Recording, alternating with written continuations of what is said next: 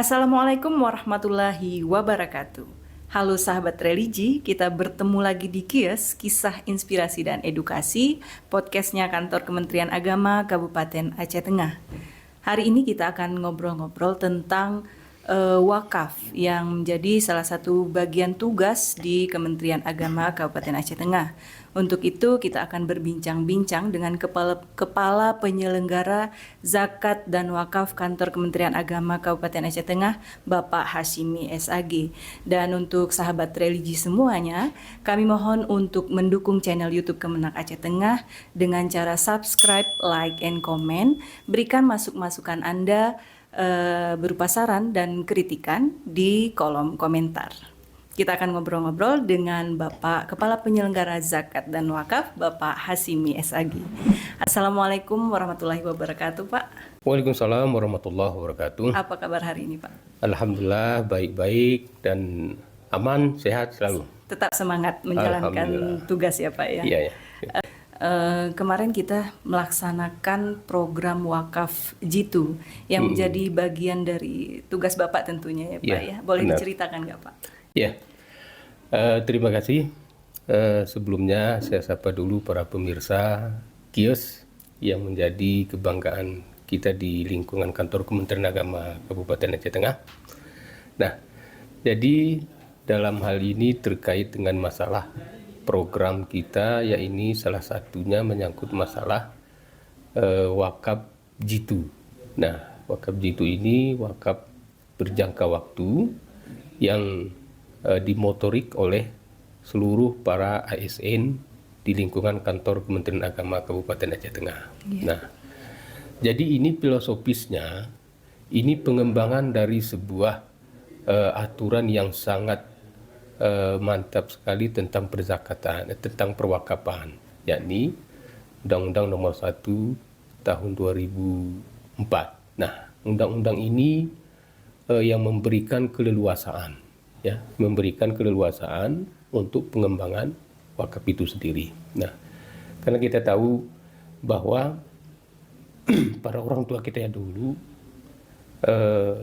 memberikan wakafnya itu, nah, dengan rasa yang tulus dan ikhlas, nah, kan sudah barang tentu lebih banyak potensinya itu kepada tempat ibadah. Nah, kemudian tentang kemaslahatan umum lainnya. Nah, kemudian dunia begitu maju, perkembangan dunia semakin besar. Nah, jadi dibutuhkan semacam pengelolaan wakaf itu yang lebih produktif. Nah, karena persaingan hidup begitu meningkat, kita tahu mungkin tingkat ketimpangan kehidupan antara yang senang, yang susah, yang kaya, yang miskin, kan gitu. Nah, jadi inilah melalui peraturan perundang-undangan ini memberikan keleluasaan harta wakaf yang tidak produktif itu lebih banyak untuk digunakan produktivitasnya. Jadi untuk membantu umat begitu Ya, Pak jelas. ya tujuannya Pak ya? Ya, karena kita tahu bahwa wakaf itu adalah salah satu potensi, bukan hanya tinjauan ibadahnya yang begitu prioritas, tetapi potensi wakaf itu memang benar-benar bisa mengangkat perekonomian keumatan. Nah, ya, itu jadi sebelum tahun 2004 itu tadi, sebelum peraturan perundang-undangan itu yang menjadikan perwakafan itu menjadi lebih leluasa, jadi ada batasan begitu Pak ya? Ya, batasannya tidak, ya, batasannya tidak, khusus di negara kita. Nah, mungkin pemanfaatan pemahaman tentang perwakafan itu hanya sebatas mewakafkan sebidang tanah untuk kepentingan umum, kan gitu. Iya, Pak. Nah, kalau misalnya tanah ini diperuntukkannya untuk apa? Untuk tempat ibadah, ya, khusus peruntukannya untuk tempat ibadah. Ya. Nah, sementara para orang tua kita dahulu mewakafkan kalau bentuk tanahnya itu kadang-kadang luas. Nah, katakan misalnya 1 hektar atau setengah hektar. Nah, kalau untuk diperuntukannya hanya untuk tempat ibadah kita kan paham. Nah, tidak setengah hektarnya untuk tempat sholat. Nah, jadi ada lahan-lahan tertentu di harta wakaf itu yang bisa dimanfaatkan, Yang lebih produktif begitu Pak yang ya. bisa diproduktifkan. Mempunyai nilai ekonomi yang langsung hasilnya bisa dinikmati oleh yang membutuhkan begitu Ya, Pak ya. benar sekali. Nah, itulah kita merasa tertarik sekali apa yang menjadi motivator bagi kita Bapak Kakanwil, Bapak Kakan Kemenak kita. Nah, untuk kita manfaatkan, nah, ada lahan di sekolah swasta kita, ya ini terletak di Miskalau Hilang.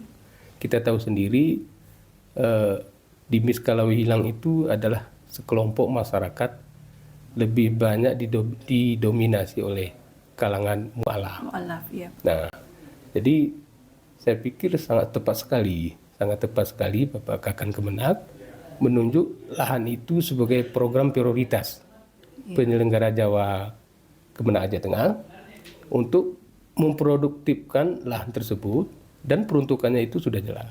Nah, Untuk masyarakat sekitar tentunya Pak ya. peruntukannya terutama sekali untuk pendidikannya di sana. Pendidikannya.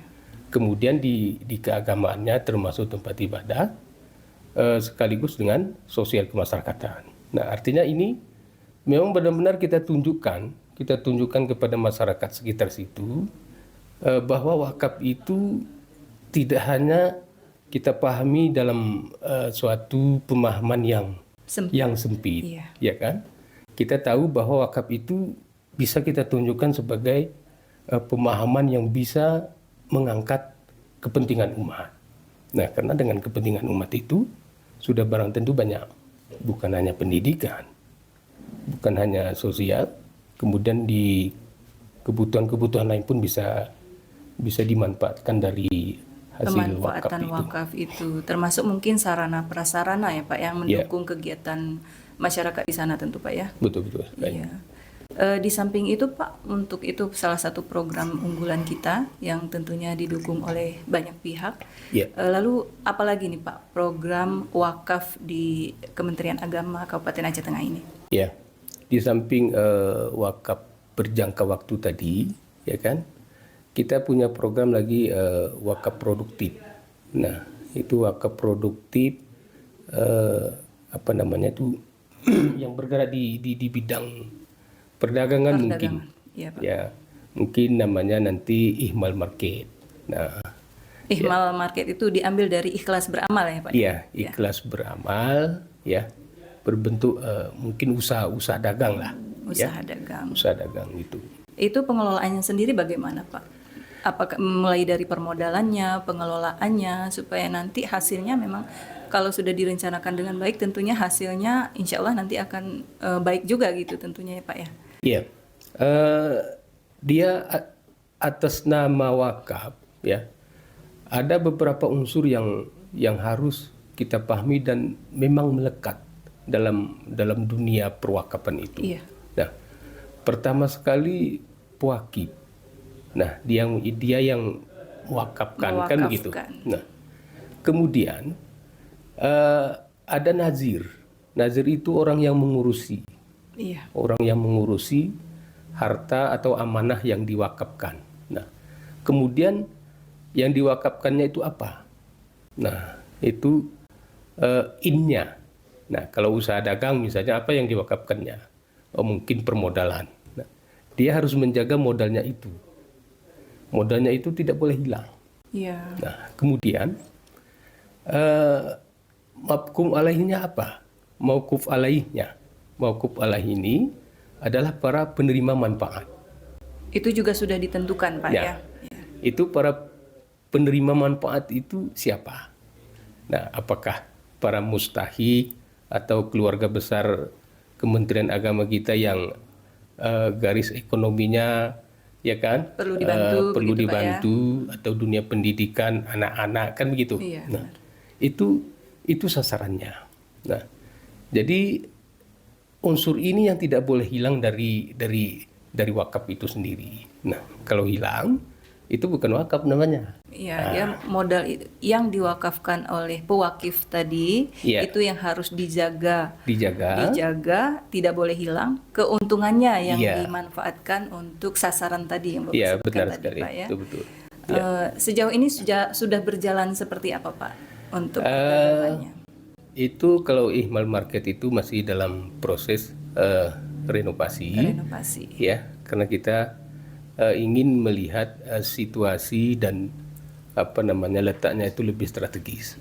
Nah, jadi sudah barang tentu strategis kalau usaha dagang kita kembangkan di wakpronya, wakaf produktifnya, otomatis harus di lintasan ramai gitu. Ramai, Nah, banyak pengunjung, Pak ya. ya banyak pengunjung. Nanti harapan kita mudah-mudahan dengan banyak pengunjung ini bisa berkembang lebih maju. Iya. Untuk ya pewakifnya, Pak. Ya. Apakah ini kita ajak seluruh ASN atau seluruh masyarakat? Yang kita tahu mungkin banyak yang memahami kalau wakaf itu artinya harus punya uang yang banyak gitu baru boleh diwakafkan. Lalu untuk kita sendiri misalnya kita ingin berwakaf, tapi kita hanya punya sedikit gitu, Pak. Itu boleh apa enggak sih, Pak? Ya.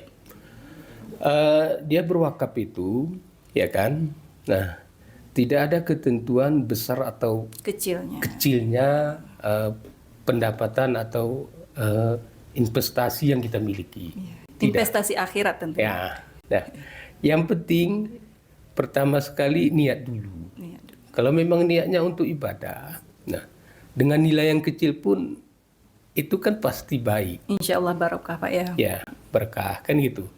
Nah, kemudian kalau banyak pun uang, tapi niatnya tidak ada, ya saya yakin mungkin tak mau berwakaf. Tidak mau berwakaf. Ya.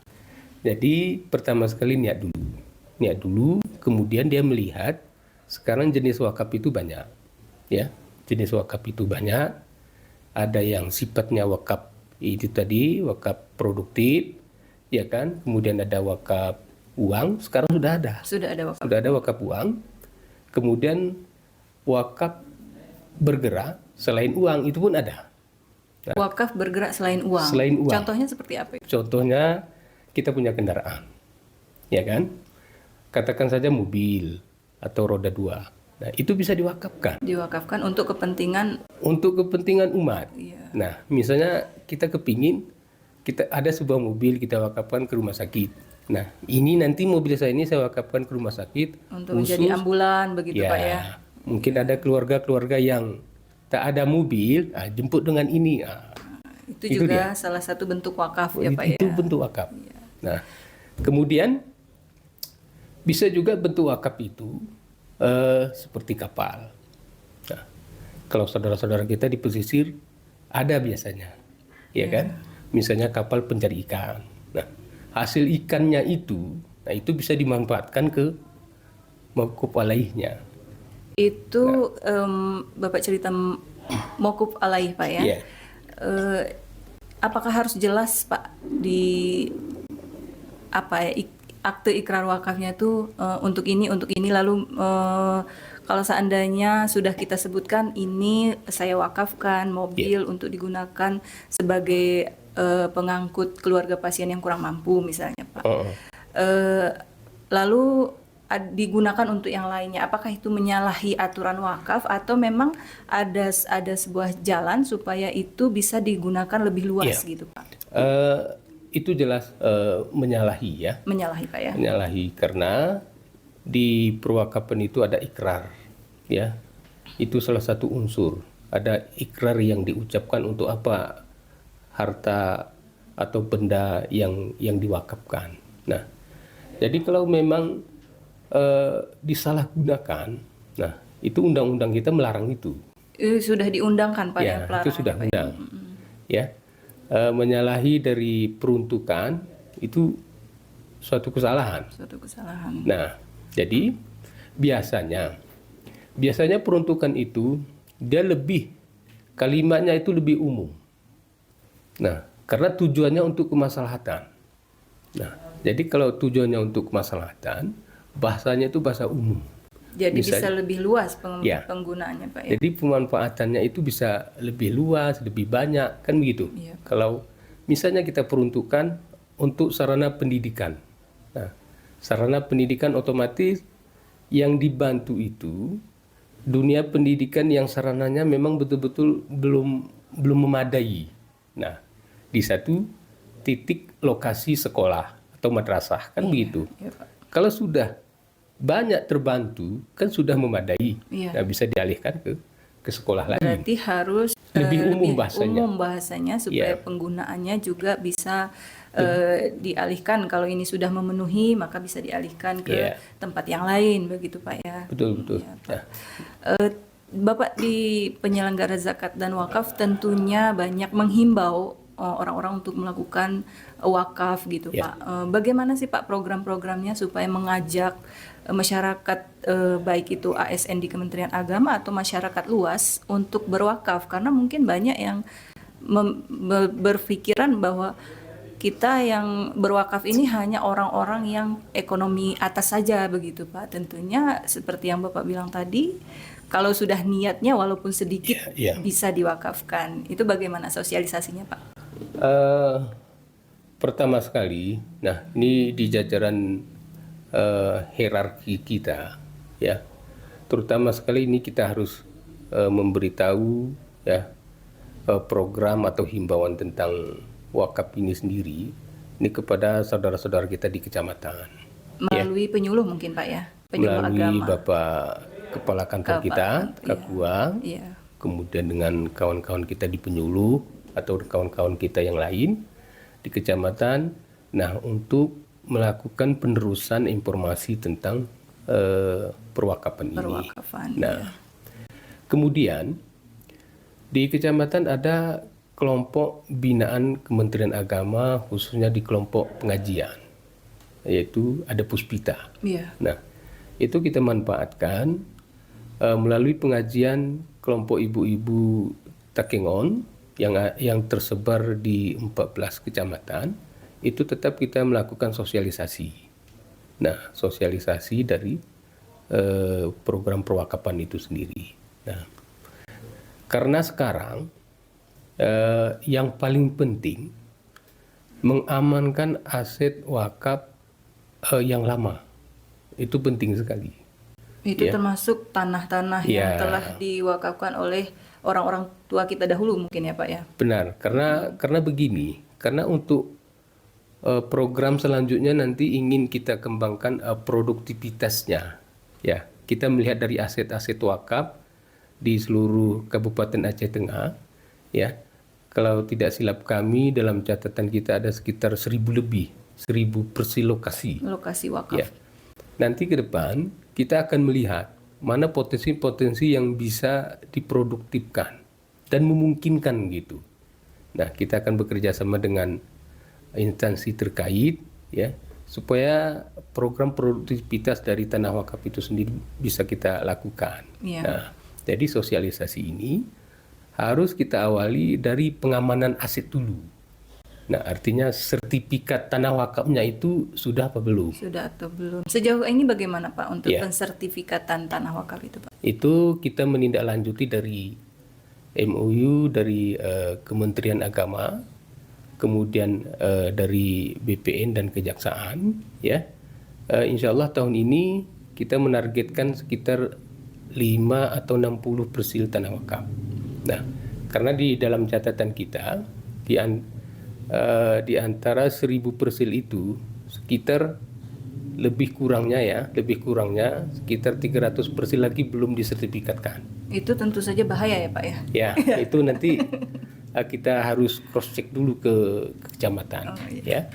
Nah, jadi tanah wakaf yang belum disertifikatkan itu kita upayakan dengan kawan-kawan kita di kecamatan.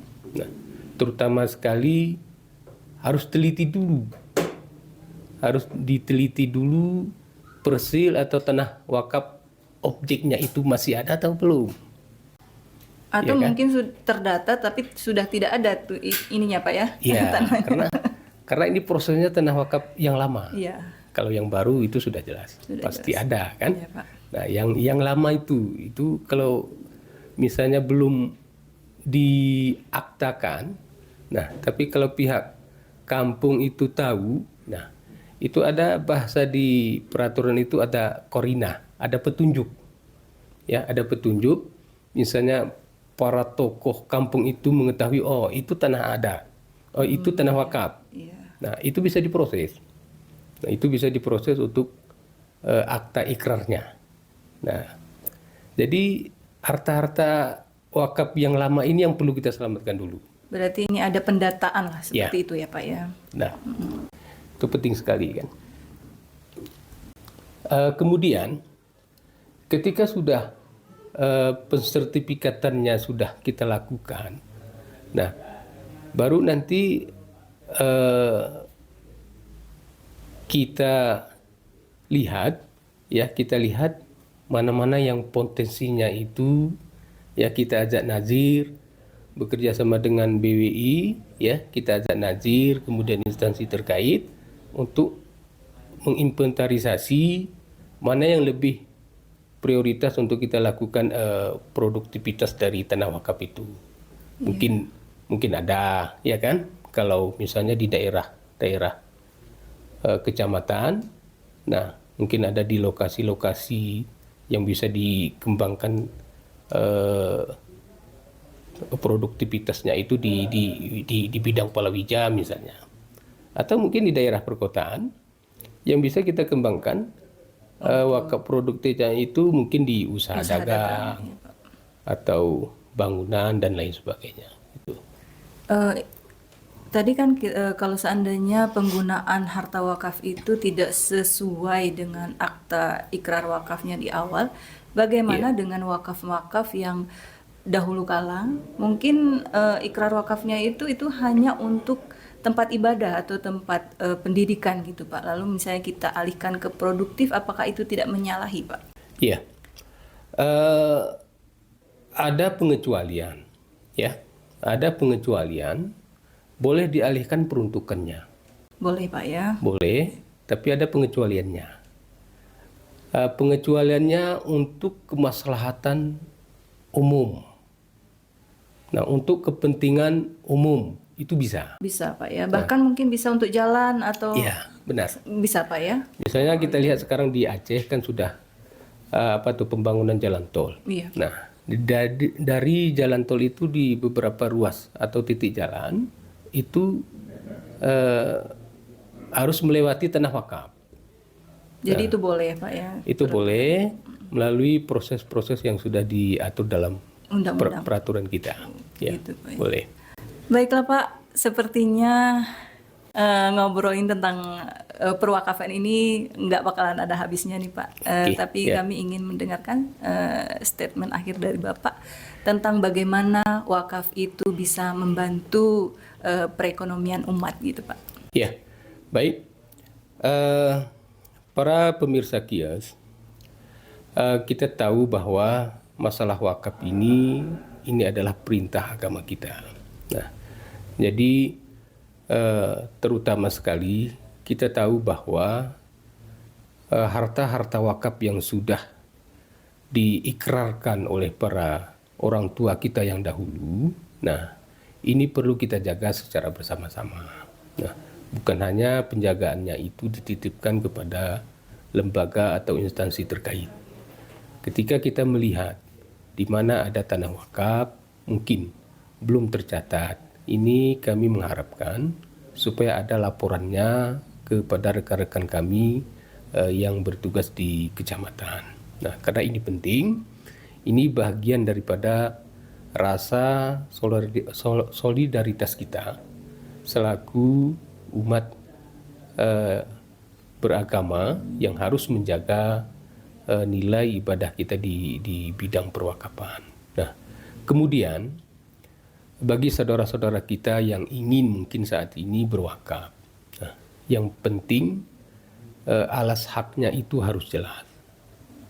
Kemudian kita pastikan tanah yang ingin kita wakafkan tidak tersangkut dalam sengketa apapun.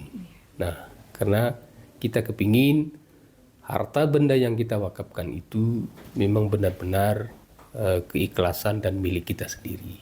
Ya, saya pikir ini dua hal penting ini penting sekali karena supaya kita berwakaf itu memang benar-benar karena Allah Subhanahu wa taala. Ya, untuk mengharapkan berkahnya Pak ya. Berkahnya ya. Terima kasih Pak atas waktunya hari ini Ya, berkunjung di Studio Kios. Kami ucapkan selamat menjalankan aktivitas berikutnya. Semoga diberikan kelancaran. Ya, amin. Ya, Pak. Amin. Baiklah pemirsa Kios, demikian bincang-bincang kita tadi dengan Bapak Hashimi SAG, Kepala Penyelenggara Zakat dan Wakaf pada Kantor Kementerian Agama Kabupaten Aceh Tengah. Berikan saran dan komentar Anda di kolom komentar tentang apa yang telah kita bincangkan hari ini untuk memberikan masukan kepada podcast Kan Kemenak Aceh Tengah. Kami akhiri, wabillahi taufiq wal hidayah. Wassalamualaikum warahmatullahi wabarakatuh.